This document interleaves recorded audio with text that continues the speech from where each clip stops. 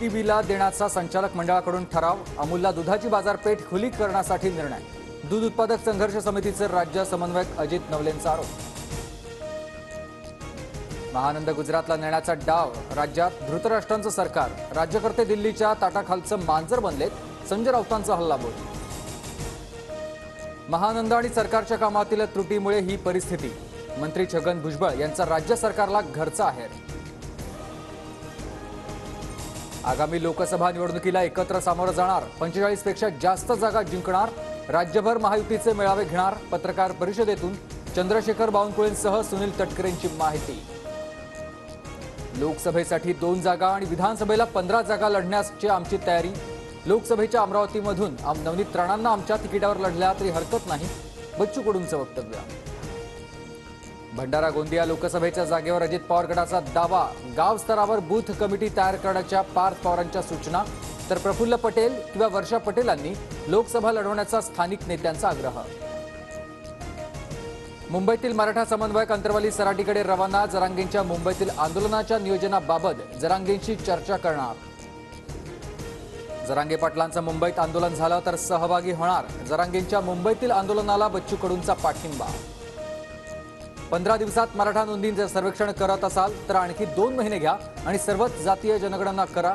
छगन भुजबळांची मागणी। अमोल कोल्हेंना पाडण्याचा विडा काहींनी उचललाय। मात्र छत्रपतींचा आशीर्वाद असेपर्यंत कोल्हेंना घाबरण्याची भीती नाही।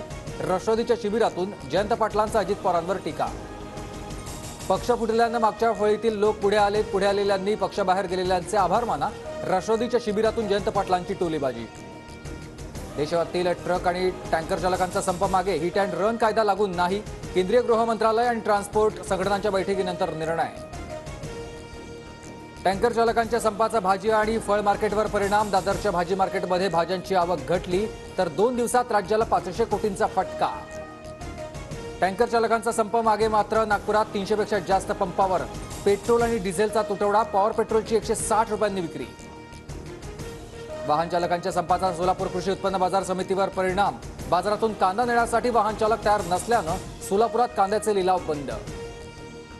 देशभरातील रेशन दुकानदार बेमुदत संपावर। 14 सूत्री कार्यक्रम मंजूर करावा। कमिशन वाढवावं। धान्यातील तूट भरून देण्यात यावी अशा विविध मागण्यांसाठी संप। अंगणवाडी सेविकांचा विविध मागण्यांसाठी आज आझाद मैदानावर महामोर्चा। अंगणवाडी सेविकांचा पाठिंबा देण्यासाठी उद्धव ठाकरे आझाद मैदानावर जाणार। क्रांतिज्योती सावित्रीबाई फुले यांची आज 193वी जयंती। विविध कार्यक्रमांचं आयोजन। मुख्यमंत्री शिंदे सावित्रीबाईंच्या साताऱ्यातील निवासस्थानी जाऊन दर्शन घेणार। काँग्रेसच्या शिर्डी शहराध्यक्षावर लोणी गावात प्राणघातक हल्ला। हल्ल्यात शहराध्यक्ष सचिन चौगुलेंसह माजी नगरसेवक सुरेश आरेंना गंभीर जखमी। राष्ट्रवादी आमदार पात्रता प्रकरणी विधानसभा अध्यक्ष उद्या सुनावणी घेणार। 31 जानेवारीपर्यंत सुनावणी पूर्ण करण्याचं आव्हान। शिवसेना आमदार पात्रता निघाला आधीच राष्ट्रवादीची सुनावणी। पाईपलाईनच्या दुरुस्तीसाठी रत्नागिरीत आज तर मुंबईतील कुर्ला आणि भांडूपमध्ये उद्या पाणीपुरवठा बंद। मुंबई शहर भागातही उद्या 10% पाणी कपात। राज्यात आर्द्रता आणि ढगाळ वातावरणामुळे दिवसा थंडी जाणवणार। पुढचे 72 तास राज्यात ढगाळ वातावरण तर दिल्लीतील तापमान 6 अंश सेल्सिअसवर। मुंबई शहरातील हवेची गुणवत्ता खालावली। AQIच्या सर्वेक्षणानुसार BKCमध्ये हवेची गुणवत्ता 192 अंकांवर। आज भारताचा दक्षिण आफ्रिकेविरुद्ध दुसरा कसोटी सामना दुपारी 1:30 वाजता सामन्याला सुरुवात होणार। मालिका बरोबरीत सोडण्याची भारताला संधी।